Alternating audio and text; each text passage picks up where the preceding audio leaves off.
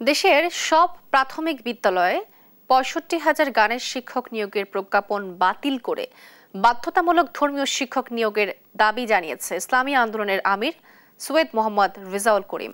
মঙ্গলবার দুপুরে diploma engineers institution মিলনায়তনে জাতীয় ওলামায়ে মাশায়েখ আইম্মা পরিষদ আয়োজিত সেমিনারে দাবি জানান তিনি। আর বিভিন্ন মাদ্রাসার অধ্যক্ষরা বলেন, বিদ্যালয়ে ধর্মীয় শিক্ষার গুরুত্ব বাড়াতে হবে এবং অবিলম্বে সরকারের দেওয়া প্রজ্ঞাপন বাতিল করতে হবে, অন্যথায় কঠিন আন্দোলনের হুঁশিয়ারিও দেন বক্তারা।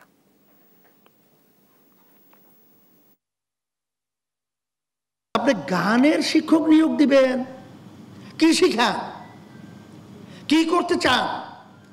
এই টাকা তো আমরা কামাই করে ওখানে পাঠাই, আর সেই টাকা নিয়ে আমাদের বাচ্চাদেরকে বেয়াদব বানাবেন, উচ্ছৃঙ্খল বানাবেন, চরিত্রহীন বানাবেন।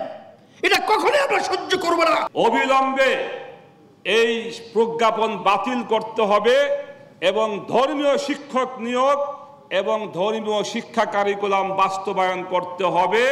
তা না হলে অন্যথায় আমরা এমন আন্দোলন গড়ে তুলব, তখন আপনাদেরকে আর খুঁজে পাওয়া যাবে না এই দেশে।